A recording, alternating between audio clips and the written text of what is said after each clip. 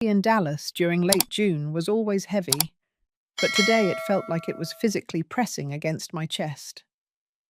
My name is Rachel, and for 68 years I have lived a life defined by the simple rhythm of service. I was a school teacher for 30 years, a wife for 40, and a mother for every second since the moment my son Henry was born. I spent the morning in my kitchen, the air thick with the sweet, tart scent of Granny Smith apples and cinnamon. I was baking an apple pie, Henry's favorite. It was a Sunday, the day we always had dinner together. I had the table set with the good lace cloth, the one my husband bought me for our silver anniversary before he passed away. I looked at the clock on the wall. It was 4 in the afternoon. Henry usually called by 3 to tell me he was on his way from his house in Highland Park. The silence in the house was the first thing that started to feel heavy. I checked my phone for the 10th time. No missed calls, no messages. No, I thought perhaps he was just busy with Jasmine, his wife. Jasmine was a beautiful woman, or at least she spent a lot of money to look that way. She was a lifestyle blogger, always occupied with her followers and her aesthetics. I tried to like her. I really did. When they got married 4 years ago, I gave them my entire savings, $200,000, to help them with the down payment on that beautiful white mansion. I told myself that a mother's job is to build the floor that her children walk on. By 6 o'clock, the apple pie was cold on the counter. The golden crust had begun to lose its luster. I dialed Henry's number. A mechanical female voice answered, informing me that the number I had dialed was no longer in service. I frowned, my heart skipping a beat. I tried Jasmine's number. It rang once, then went straight to voicemail.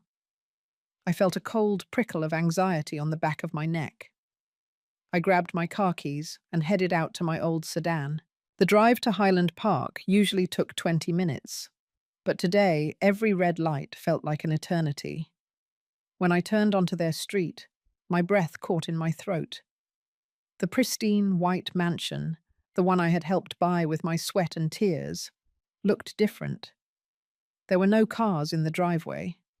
The manicured lawn was starting to look slightly overgrown at the edges. But it was the sign in the front yard that shattered my world.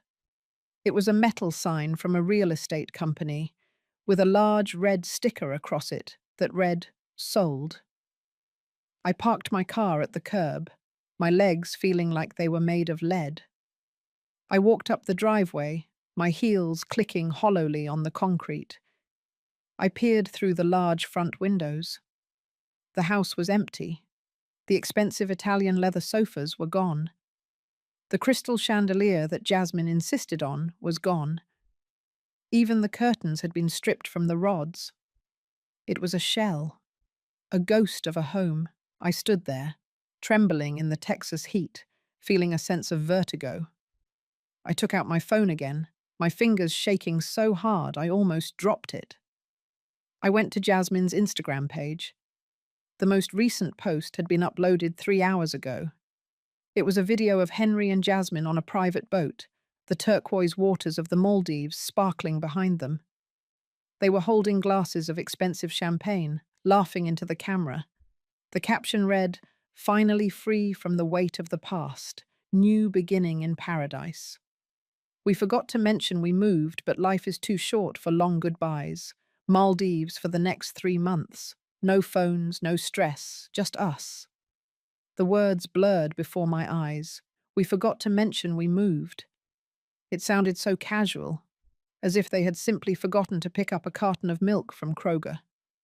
They had sold their house, packed their entire lives, and flown across the world without a single word to the woman who had sacrificed everything to put them there. I felt a sob rise in my throat, a raw, primal sound that echoed off the empty walls of the mansion. I was 68 years old, and I had just realized that to my only son, I was a discarded piece of furniture. I drove back to my small house in a daze. I didn't turn on the lights. I sat in the darkness of my living room, the cold apple pie still sitting on the counter, a silent witness to my stupidity. I stayed there for hours, the silence of the house now feeling like a physical weight, a suffocating blanket of abandonment. I wondered what I had done wrong. I had been a good mother. I had given him everything. I had lived on coupons and old clothes for years, just so he could go to the best private schools in Dallas. A week later, the true depth of the betrayal began to surface.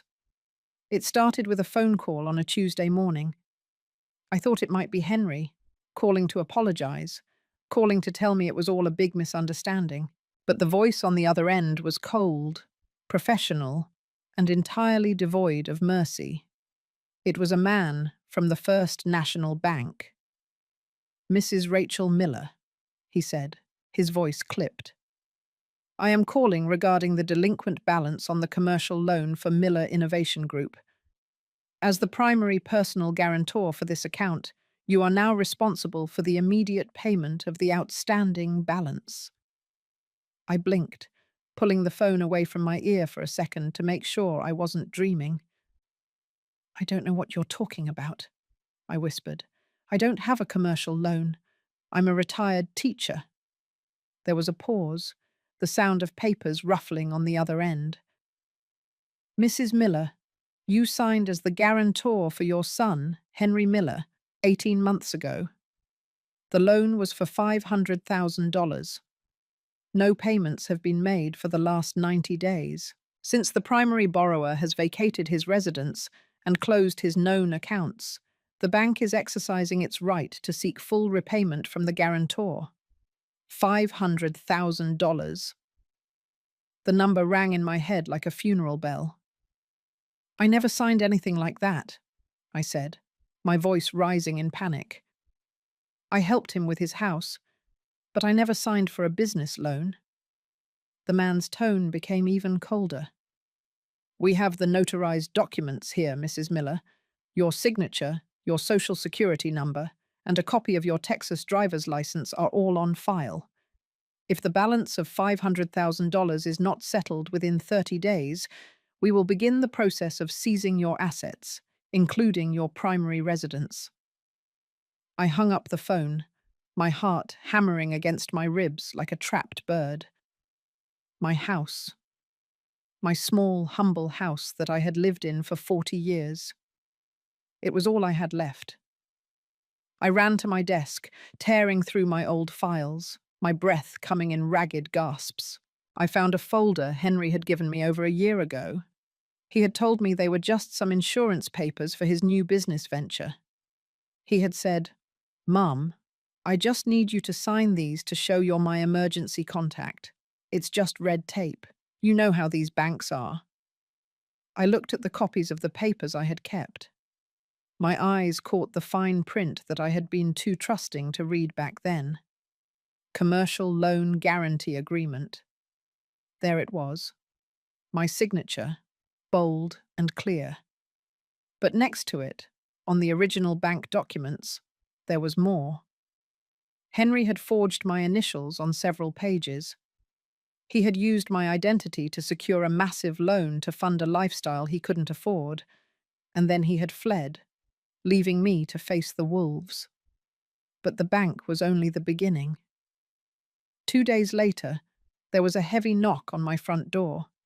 It wasn't the polite knock of a neighbor. It was a loud, rhythmic thud that made the wooden frame rattle. I went to the door, my hands trembling. Through the peephole, I saw 2 men. They were large, wearing dark suits that didn't quite hide the bulk of their muscles. They weren't from a bank. They didn't look like they cared about fine print. I opened the door just a crack. "Can I help you?" I asked, my voice small. One of the men, a man with a thick neck and eyes as hard as pebbles, stepped forward. He didn't smile. He held up a piece of paper. "We're looking for Henry Miller. We heard he moved, but his mother still lives here. Henry owes our clients $80,000, high-interest private capital." I swallowed hard. the air in the doorway feeling suddenly frigid despite the Texas heat. "My son isn't here," I said. "I don't know where he is. He's out of the country." The man leaned in, his shadow falling over me, extinguishing the light in my hallway. "That's a shame," he said, his voice a low growl, "because Henry told us that if he couldn't pay, his mother would cover the debt. He said you have a very nice house here, lots of equity. He even gave us a copy of your deed." I felt a wave of nausea. Henry had given them my deed. He had used my home, the only place I felt safe, as collateral for a debt to people who looked like they broke bones for a living. I tried to close the door, but the man put a heavy boot in the way. $80,000, Mrs. Miller, the man said. "We don't do 30-day notices like the banks. We come back every week, and every week the interest goes up 10%. You might want to find a way to get that money. It would be a shame for such a nice lady to have an accident in her own driveway." He pulled his foot back and walked away, his partner following him. I slammed the door and locked every bolt, my body shaking so violently I had to slide down the wall and sit on the floor. I felt like I was drowning in a sea of ink. My son, the boy I had tucked in every night, the boy I had taught to be kind and honest, had turned me into a target. He had sold my safety for $80,000 of high-interest cash. Over the next few days, the reality of my situation became a suffocating weight. I was 68 years old, living on a fixed pension that barely covered my groceries and utilities.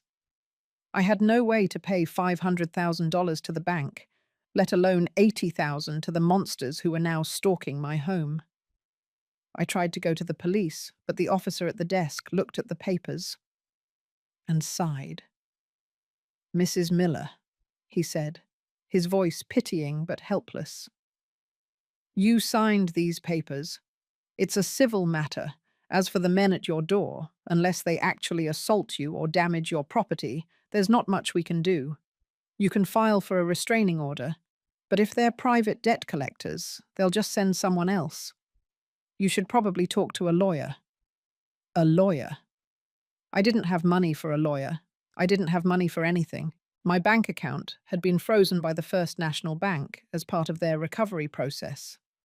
I had $42 in my purse and a cold apple pie in the fridge. That was the sum total of my life after 40 years of work. I walked through my house, touching the things I loved. The old oak table where Henry did his homework. The height marks on the pantry door where I measured him every year on his birthday. The photos of him as a toddler, smiling with his first bicycle. Every memory now felt like a drop of acid on my skin. I looked at the most recent photo of him, the one from his wedding day. He looked so happy, so successful. Beside him, Jasmine was beaming, her eyes already looking at the mansion they were about to buy with my money. I went into the kitchen and opened the pantry. It was nearly empty. I hadn't gone grocery shopping because I was afraid to spend the $42. I found a box of crackers and sat at the table, eating them slowly. The crickets outside were loud, their chirping sounding like a mockery of my silence. I felt a deep, hollow ache in my chest, a physical pain that felt like a bruise on my soul. This was the bottom. This was the place where a mother realizes her love was a one-way street that led to a cliff. The isolation was the hardest part. I called my best man, Martha, who I had known since we were both young teachers. When I told her what happened, her voice was filled with shock, but then it became guarded. "Oh, Rachel," she said, "that's terrible. Truly." But I told my husband, and he's worried. He says we shouldn't get involved in financial legal battles. We're on a fixed income too, you know. We can't afford to be connected to something like that. I understood. They were afraid. My son had turned me into a pariah. I was a liability, a sinking ship that everyone wanted to distance themselves from. I stopped calling people. I stopped going outside. I stayed in my house with the curtains drawn, watching the shadows of the large men pass by my window every evening. The psychological toll was devastating. I would wake up in the middle of the night, convinced I heard Henry's voice calling for me. I would run to the door, only to find the empty street and the humid Dallas night. I started having vivid flashbacks of his childhood. I remembered when he was 6 and he fell off the monkey bars. I carried him 3 blocks to the clinic, my arms aching, my heart racing.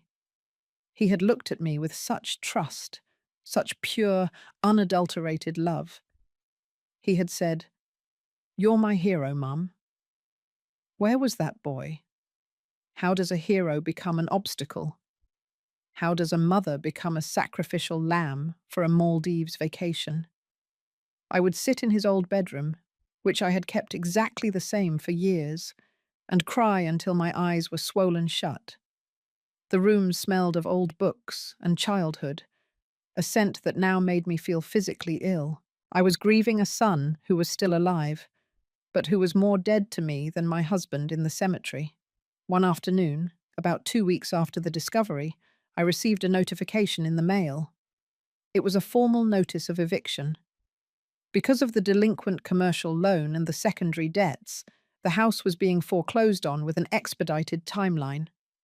I had 14 days to vacate the premises, 14 days to pack 40 years of my life and find a place to go with no money and no friends. I sat on my porch, the notice in my hand. I looked at the neighborhood I had lived in for so long. The children playing in the yard across the street, the neighbors walking their dogs. Everything was so normal for them. Their lives were intact. Their children weren't forging their signatures and leaving them to the loan sharks. I felt a sudden, sharp spike of resentment. Why me? Why was my devotion rewarded with this cruelty? I went back inside and turned on the small television I had in the kitchen. I shouldn't have looked, but I went to the social media app on the smart TV. Jasmine had posted a new reel. It was titled Living Our Best Life, Maldives Edition. The video showed them at a candlelit dinner on the beach. There were lobsters, fine wine, and a personal violinist playing in the background. Jasmine was wearing a diamond necklace I had never seen before. Henry was laughing, his arm around her, looking like the king of the world. The contrast was too much. I looked at my cracked crackers and my lukewarm tap water. I looked at the eviction notice on the table. Something inside me snapped. It wasn't a loud break, but a quiet, cold realization. The grief, the confusion, the self-pity. They all started to drain away, replaced by a dark, icy pool of resentment. I had spent my life being a victim of my own love. I had let Henry consume my past, my present, and now he was trying to consume my future. I didn't eat that night. I didn't sleep. I sat in my husband's old leather armchair and watched the sun come up over the Dallas skyline. My mind was no longer spinning with why or how. It was starting to focus on what. What was I going to do? I looked at the photo of Henry on the mantel.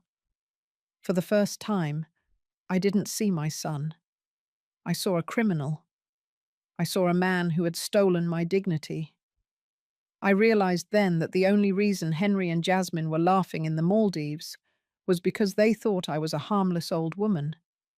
They thought I would just fade away, that I would move into some government-subsidized housing and die quietly of a broken heart, leaving them to enjoy their stolen luxury. They counted on my maternal instinct to protect him, even as he destroyed me.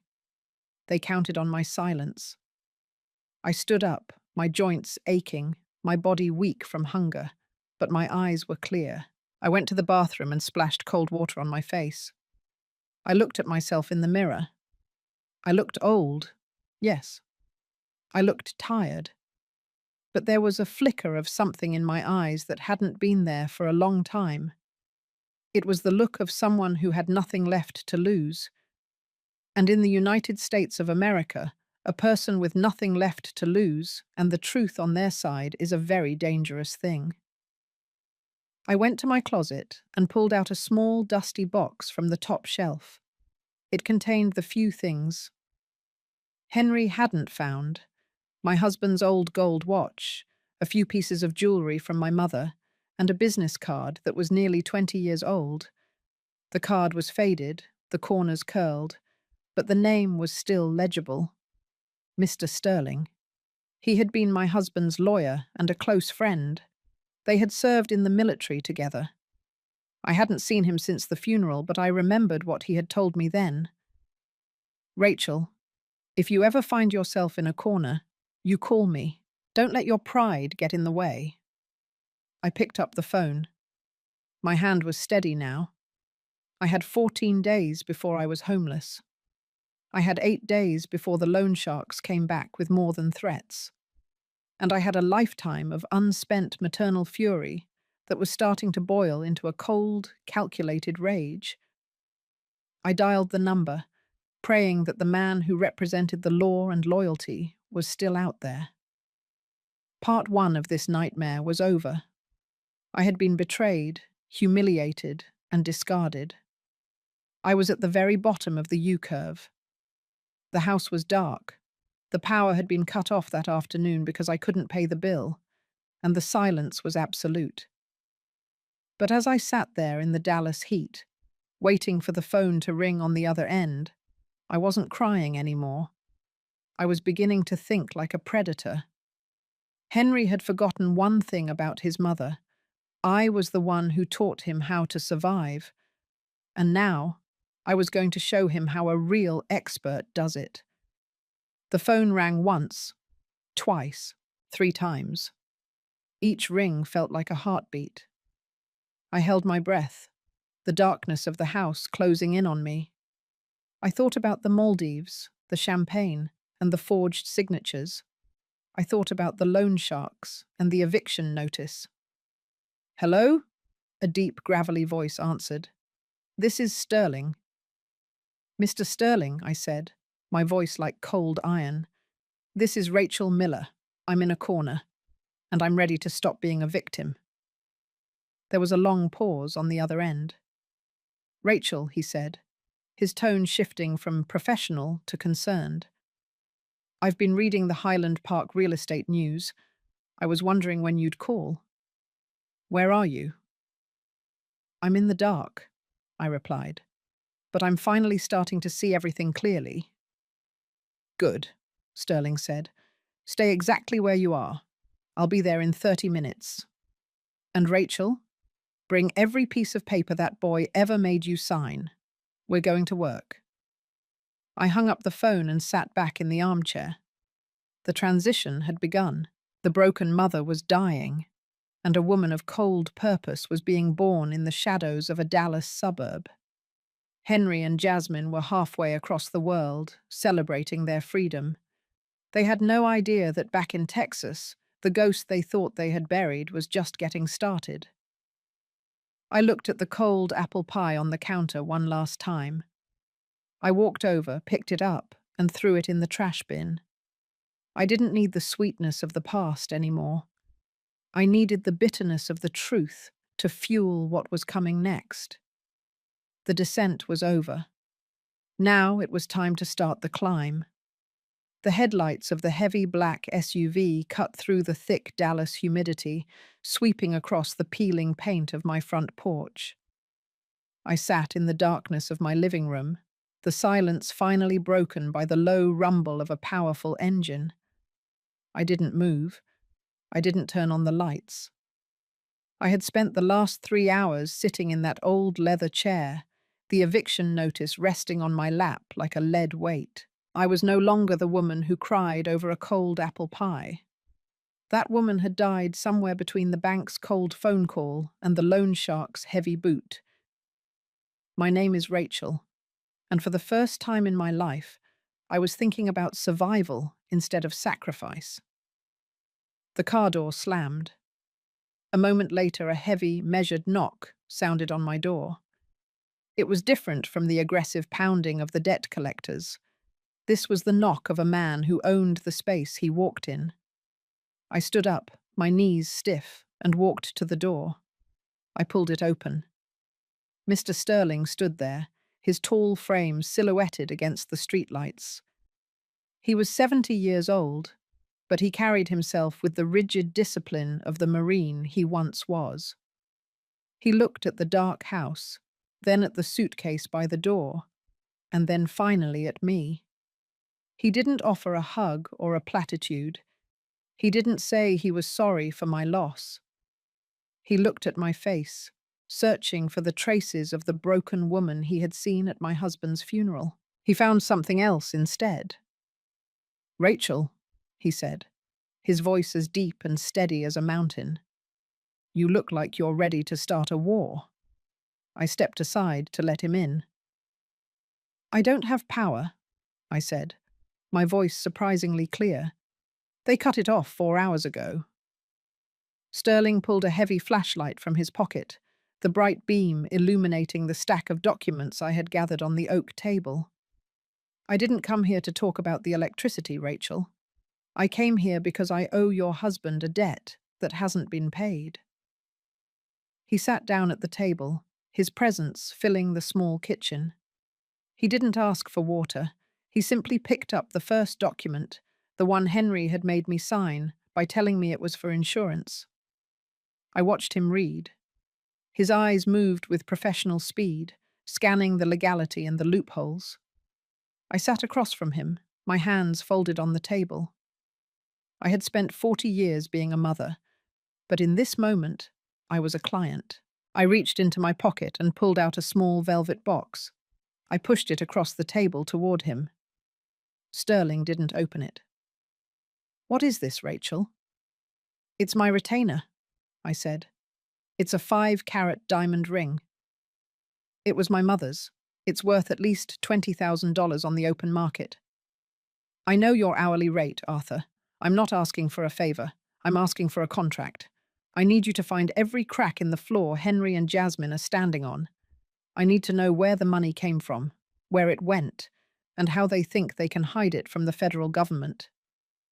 Sterling finally picked up the box. He didn't open it. He just looked at me. "You realize that once we start this, there is no going back. He is your only child, Rachel. The law in this country is a meat grinder. It doesn't care about bloodlines once the ink is dry on a fraud charge."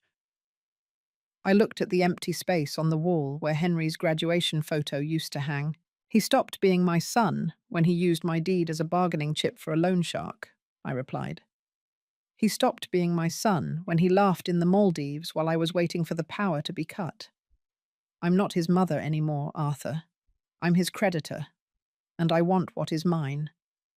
Sterling nodded once. He put the box in his pocket.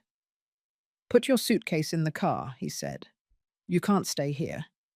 The loan sharks know this address, and the bank will have a lock on that door by tomorrow afternoon. I have a secure apartment in downtown Dallas. It's owned by one of my holding companies. No one can track you there. We start the audit at 8 tomorrow morning." I didn't look back as I walked out of my home for the last time. I didn't look at the flower beds I had tended for decades, or the porch where Henry learned to ride his bicycle. I climbed into the SUV and stared straight ahead. The pragmatism had settled over me like a cold armor. I wasn't Rachel the teacher anymore. I was an architect of a reckoning. The apartment in downtown was sterile and modern. It was a world away from the soft, cluttered warmth of my suburban home.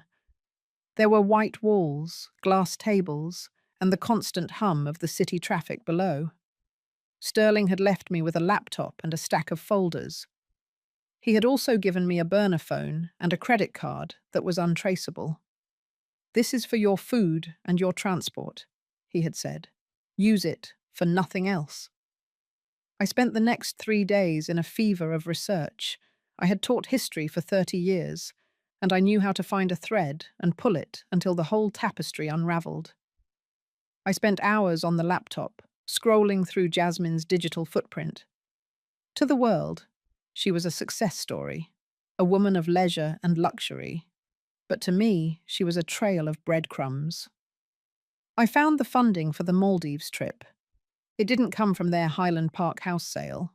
It came from a series of shell companies registered in Delaware under names that were variations of my husband's middle name. Henry was arrogant, but he wasn't original. He was using his father's legacy to fund his crimes. I found the transaction records for the $500,000 bank loan. The money hadn't gone into a business. It had been funneled through a cryptocurrency exchange into an offshore account in the Cayman Islands. The more I found, the colder I became. Every luxury Jasmine posted on her Instagram, the Chanel bags, the Rolex watches, the $500 brunches, it was all bought with the money that was supposed to be my retirement. They were literally eating my future. On the fourth day, Sterling returned. He brought a man with him. "This is Marcus," Sterling said. "He's a forensic accountant. He used to work for the Internal Revenue Service. He's been digging into Henry's tax returns for the last 3 years." Marcus opened a tablet and showed me a spreadsheet. It was a map of a disaster. "Mrs. Miller, your son hasn't paid a cent in federal income tax since 2021, he said. He's been reporting massive losses for his innovation group while living a multi-million-dollar lifestyle. That's a major red flag for the IRS. But it's not just the tax evasion. He's also involved in identity theft." My heart didn't even skip a beat. "Whose identity?" I asked. "Yours," Marcus said. "And your late husband's. He's been using your husband's social security number to open credit lines in Europe. He's been claiming his father is still alive and managing a trust fund. It's a massive case of federal wire fraud."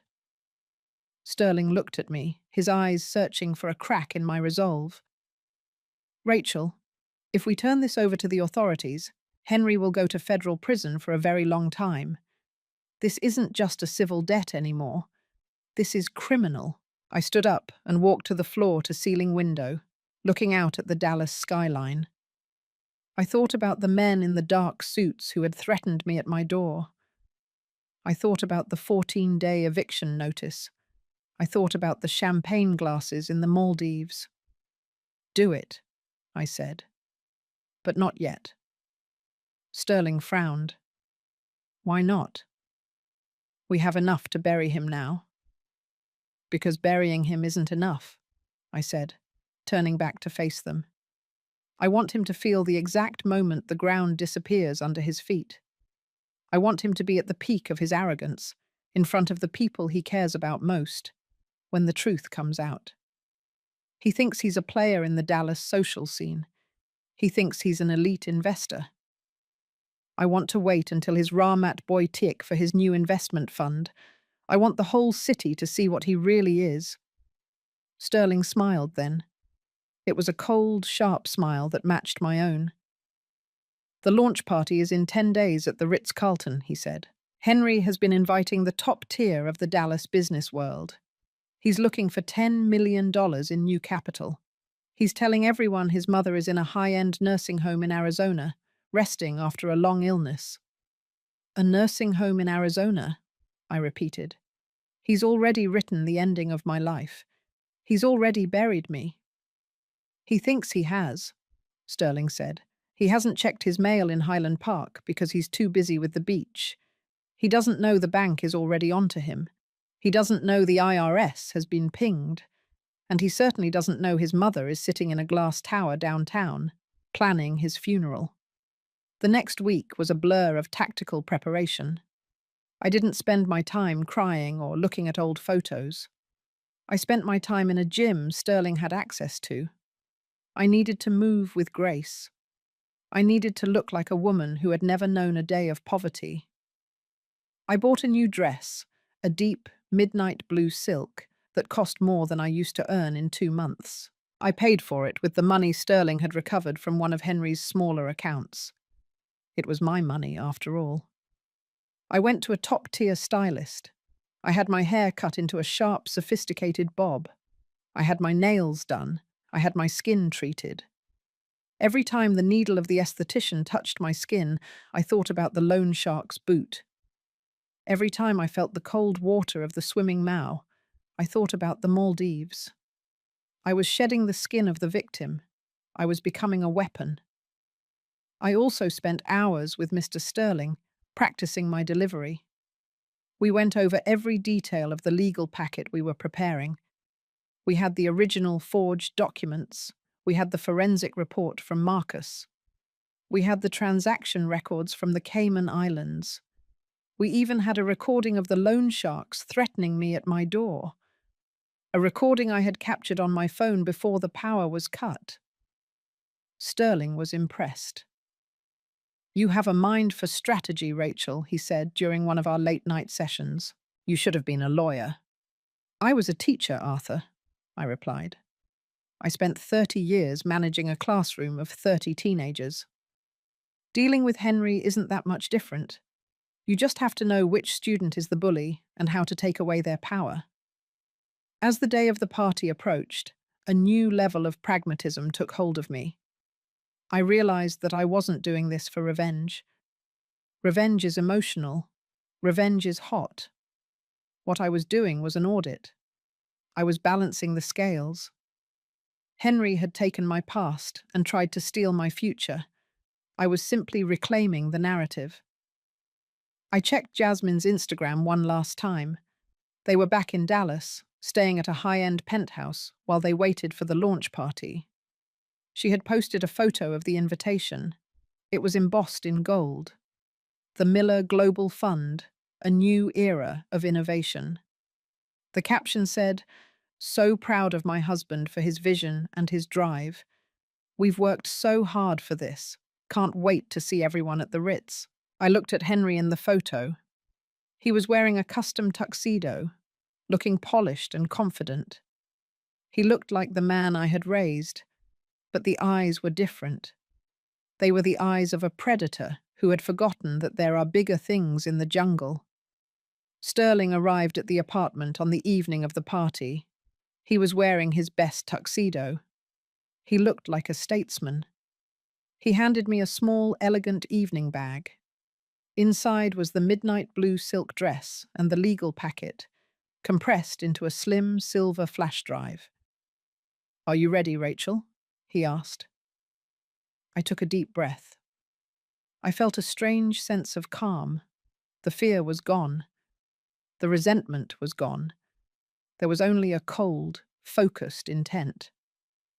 "I am," I said. "Let's go to the Ritz." The drive to the hotel was quiet. The Dallas skyline was glittering with 1,000 lights, each one a symbol of the wealth Henry so desperately craved. We arrived at the Ritz-Carlton at 8 o'clock.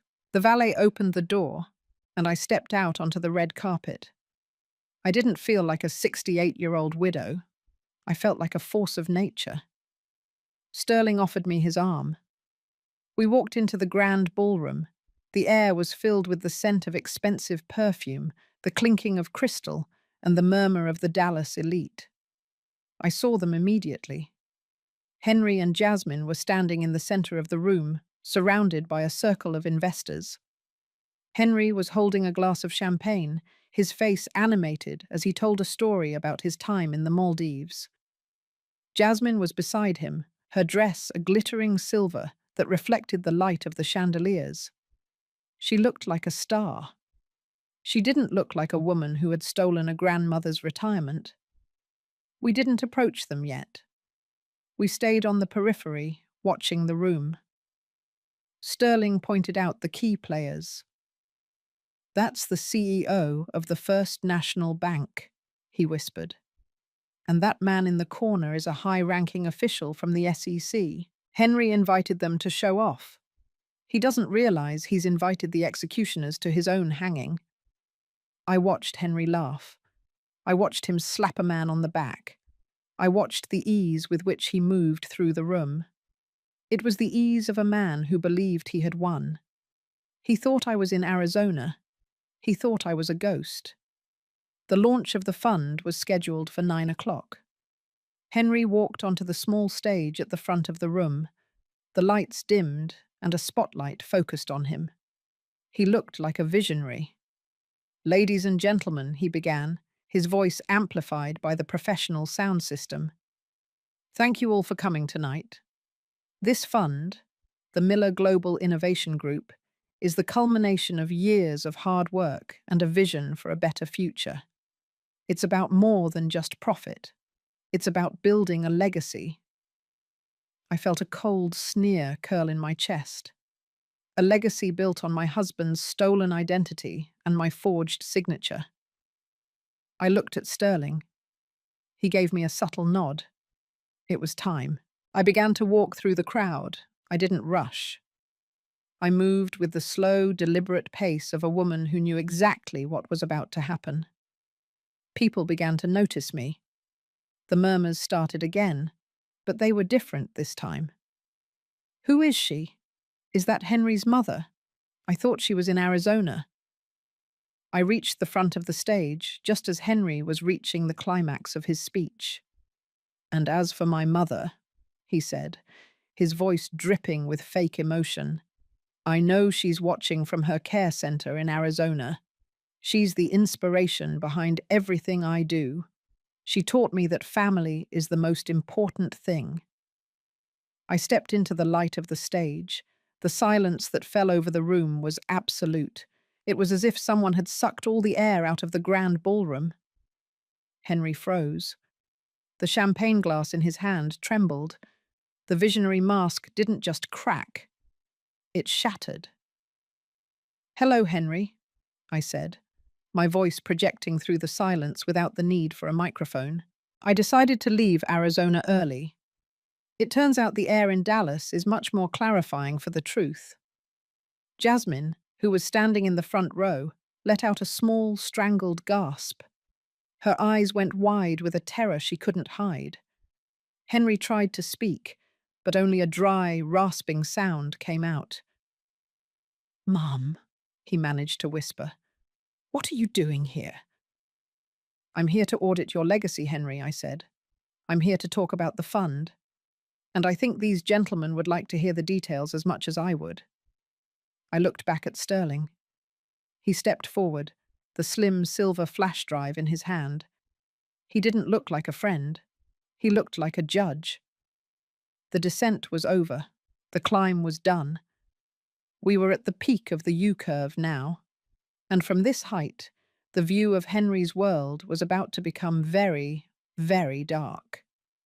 I stood there on the stage, the Dallas elite, watching with bated breath, and I felt a sense of profound autonomy. I wasn't Rachel the teacher. I wasn't Rachel the mother. I was Rachel, a woman of dignity and law, and the reckoning was just beginning. I looked at Henry, and for the first time in 35 years, I felt nothing but a cold, clinical curiosity. I wanted to see how he would handle the gravity of the law. I wanted to see how the predator would react when it realized it was the one being hunted. The launch party was about to become an investigation. The Maldives were a memory. Highland Park was a debt. And Henry was about to learn that the weight of the past isn't something you can just move away from. It's something that eventually catches up to you, especially when it has the truth and a midnight blue silk dress on its side. I stood my ground, my head high, and waited for the law to take its course. The transition was complete.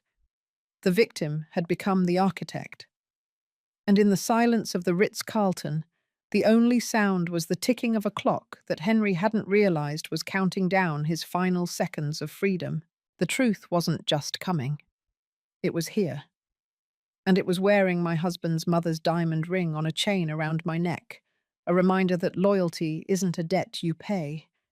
It's a standard you live by. And Henry Miller was about to fail the final exam of his life. The air in the room was thick with anticipation. Sterling walked toward the podium, and I saw the security guards moving to the exits, not to let people out, but to keep the truth in. Henry took a step back, his face a mask of pale, sweating fear. Jasmine was frozen, her silver dress looking like a shroud in the spotlight. I didn't look at her. I didn't look at the crowd. I looked at Henry. "It's over, Henry," I said softly, but the words carried to every corner of the room. "The audit has begun." I felt a wave of cold peace wash over me. I had survived the bottom of the U. I had climbed back up with a pragmatic heart and a legal shield. And now, I was ready to watch the world I had built for him fall apart, stone by stone, until only the truth remained. The silence that had fallen over the grand ballroom of the Ritz-Carlton was not the silence of respect, but the heavy, suffocating silence of a room full of people watching a train wreck in slow motion. I stood on the stage, the bright spotlight making the midnight blue silk of my dress shimmer like a deep ocean. Henry was frozen beside me, his face a pale, sweating mask of absolute disbelief. He looked at me, then at Mr. Sterling, and then at the circle of Dallas's most powerful investors, who were now watching him with the narrowed eyes of predators sensing a wound. Jasmine, standing in the front row, had her hand clamped over her mouth, her silver dress glittering as her chest heaved with panicked breath. Henry tried to swallow, his Adam's apple moving convulsively. "Mom," he whispered, his voice cracking and thin. "This is a private event. You aren't supposed to be here. You should be in Arizona. You're sick, remember? You're confused." I looked at him, and for the first time in my life, I didn't feel the urge to soothe his fear. I didn't feel the need to protect him from the consequences of his own actions. I felt a cold, clinical detachment. "I'm not confused, Henry," I said, my voice projecting clearly through the high-fidelity sound system of the ballroom. "I have never seen things more clearly than I do right now. I've spent the last 10 days with Arthur Sterling and Marcus, a former agent of the Internal Revenue Service. We've been having a very enlightening conversation about your vision for the future." Mr. Sterling stepped onto the stage, moving with the cold efficiency of a Marine captain. He didn't look at Henry. He looked at the crowd. "Ladies and gentlemen, my name is Arthur Sterling," he announced. "I was a friend and business associate of Henry's late father. I am here tonight as the legal representative for Mrs. Rachel Miller. Before any of you sign a single check or commit a single dollar to the Miller Global Innovation Group, there is some due diligence that was omitted from the evening's presentation." Henry lunged forward, reaching for the microphone Sterling was holding. "This is harassment," he shouted, his voice high and shrill. "Arthur, you're a dinosaur. You're out of the game. Security, get these people out of here." 2 security guards in crisp black suits moved toward the stage, but they stopped when a man in the back of the room stood up. He was wearing a plain, well-tailored suit and held up a leather badge. "Everyone stay exactly where you are," he said, his voice carrying the weight of federal authority. "I am Special Agent Miller from the Securities and Exchange Commission. We've been monitoring this event for the last hour. Mr. Sterling, please proceed with the evidence." The room gasped as one. I watched the color completely drain from Henry's face. He looked like he was about to faint. Jasmine turned as if to run for the exit, but a woman in a similar suit blocked her path. Sterling didn't waste a second. He nodded to the tech booth at the back of the room. A moment later, the giant projector screen behind the stage flickered to life. Instead of the polished marketing slides Henry had been showing, it was replaced by a series of bank documents and forensic spreadsheets. On the left, the crowd saw the loan application for $500,000 from the First National Bank. On the right, Marcus had highlighted the forged signatures and the fake credentials Henry had created for me. Sterling pointed to the screen. "This is the foundation of Henry's fund," he said, "a loan secured through identity theft and the exploitation of a Goa Fu. He has been using his mother's primary residence as collateral for a high-risk investment scheme that has already lost $300,000 in the Cayman Islands. The CEO of the First National Bank, who was sitting in the second row, stood up, his face reddening with fury. "Henry, what is the meaning of this?" he demanded. "You told me those initials were verified." Henry didn't answer. He was staring at the screen as the slide changed. The next document was a tax transcript from the Internal Revenue Service. It showed 3 years of zero reported income, while beside it, Marcus had placed a montage of Jasmine's Instagram posts. Photos of the Maldives trip, the Italian leather sofas, the 5-carat diamonds, and the luxury cars. "This is the lifestyle of a man who claims he has no income," Sterling said, his voice cutting through the murmurs of the crowd. "He has been funneling investor capital through a series of shell companies in Delaware, using his deceased father's social security number to open credit lines across Europe. This isn't innovation, ladies and gentlemen. This is a Ponzi scheme built on the bones of his own family." The room erupted. People began to stand up, shouting, demanding answers. Henry was backing away, his hands trembling so hard he dropped his champagne glass. It shattered on the stage, the crystal pieces sparkling like the lies he had told. Jasmine was sobbing now, shouting at Henry from the floor. "You said it was safe," she shrieked. "You said the old woman was taken care of. You said she'd never find out." I looked down at her, the woman who had laughed in the Maldives while I sat in the dark.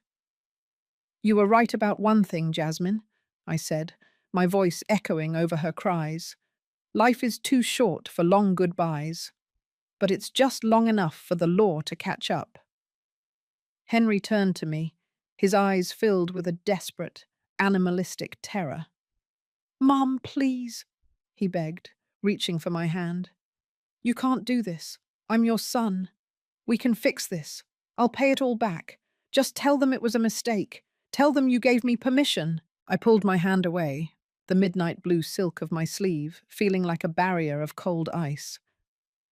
"I gave you my life, Henry," I said softly, so only he could hear. "I gave you my savings, my husband's legacy, and 35 years of devotion. And you used that love to put a loan shark at my door and an eviction notice on my lap. You didn't just steal my money. You tried to erase my existence." A special agent stepped onto the stage, followed by 2 Dallas police officers. "Henry Miller, you are under arrest for federal wire fraud, identity theft, and grand larceny," the agent said, his voice cold and final. The sound of the handcuffs clicking shut was the most beautiful sound I had heard in weeks. It was a sharp, metallic rhythm that signaled the end of the nightmare. Henry didn't resist. He collapsed into the arms of the officers, weeping like the child he had never truly outgrown. Jasmine was being led away as well, her silver dress looking dull and cheap under the harsh lights of the hotel.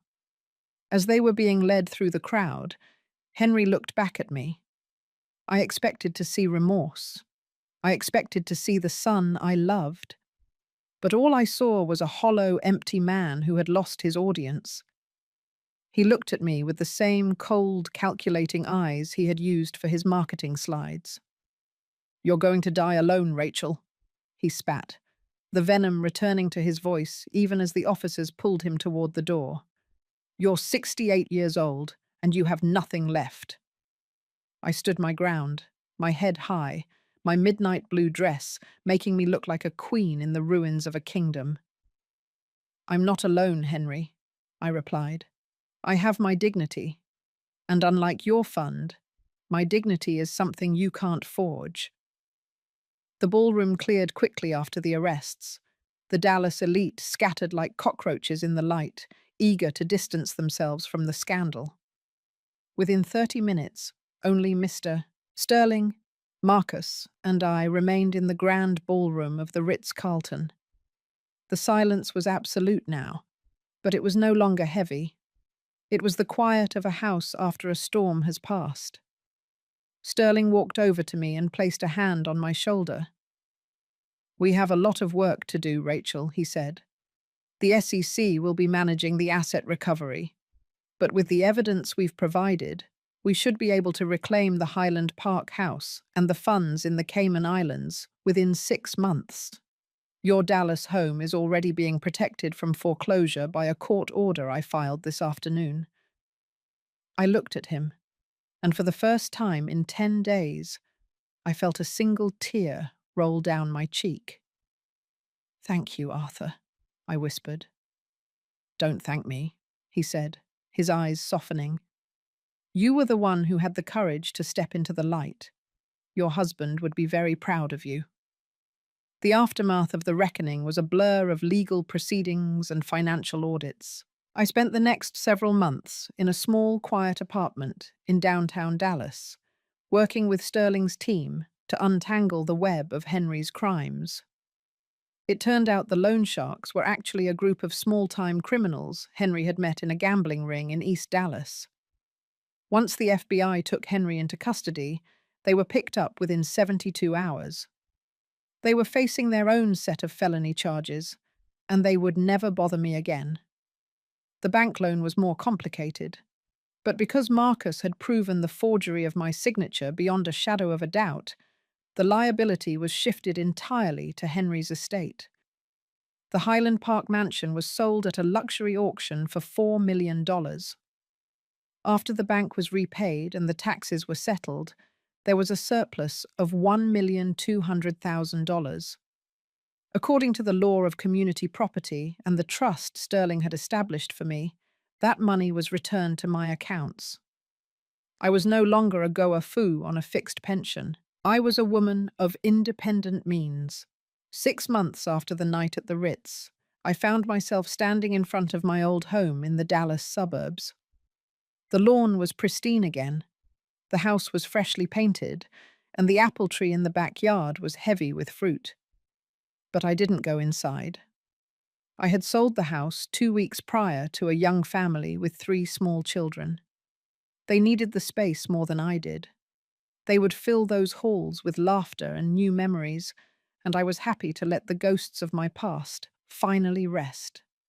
I moved into a small, elegant condo in Turtle Creek, overlooking the park. It was filled with light and air.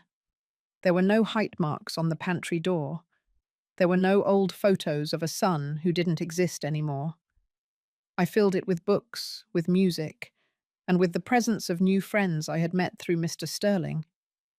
Henry and Jasmine were sentenced a year after the arrest.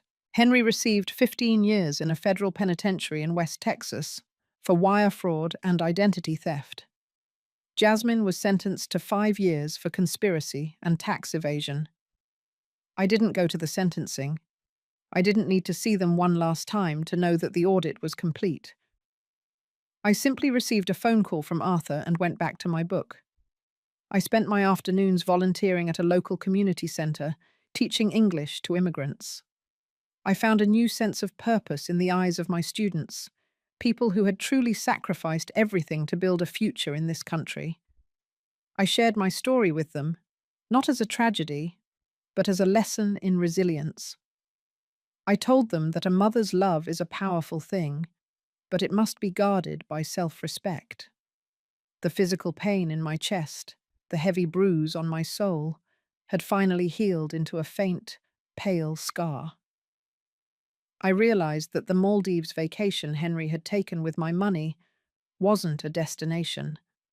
It was a symptom of a sickness I couldn't cure. By letting go of him, I had finally saved myself. One evening, I was sitting on my balcony, the Dallas skyline glowing orange and pink as the sun set over the Trinity River. I had a glass of wine in my hand, and the evening breeze was cool on my face. My phone buzzed on the glass table. It was an email from Mr. Sterling. The final assets from the Cayman accounts had been transferred. The case was officially closed. I took a sip of my wine and looked out at the city. I thought about the woman who had sat in the dark with $42 and a cold apple pie. I thought about the woman who had been afraid of the loan sharks. That woman felt like a stranger to me now. I was 69 years old, and for the first time in my life, I was truly, completely autonomous. I realized that the U-curve of my life hadn't just brought me back to where I started. It had brought me to a place that was much higher. I had discovered a strength I didn't know I possessed. I had learned that the law is a tool, but Famjia is a choice. I had chosen to stop being a victim, and in doing so, I had reclaimed my husband's legacy and my own future. The humidity of the Dallas summer was still there, but it no longer felt like a weight. It felt like the warmth of a life that was finally mine to live. I was Rachel Miller, a woman of history, a woman of law, and a woman who had finally learned that the most important person to protect in any family is the one who holds the truth. The reckoning was over. The audit was done. And as the stars began to twinkle over the Texas plains, I felt a deep, profound sense of peace. I was no longer a mother grieving a lost son. I was a woman celebrating a found self. It is a brutal yet powerful thing to realize that blood relation that does not guarantee genuine connection, worth, or loyalty. It is a hard truth, especially for a parent, but accepting that a person's actions define their character, not their lineage, is the key to personal freedom. The greatest takeaway from this experience is the immense value of active self-advocacy. I had to speak up, even when my voice was shaking, to activate the network of protection I didn't even know I possessed. The moment I chose to fight with the law as my shield, I transitioned from being a passive victim to an agent of my own rescue. It taught me that genuine family is an intentional construction, forged in the fires of mutual respect, not merely inherited by chance. The act of forgiving, even when the offender is unrepentant, is solely for the benefit of the person offering it. A crucial step in releasing the emotional chains that bind you to past pain and building an empowered future. True recovery is about reclaiming your narrative, finding joy and purpose in unexpected new beginnings, and realizing that your life is defined by the quality of the relationships you choose to cultivate, rather than the ones that abandoned you.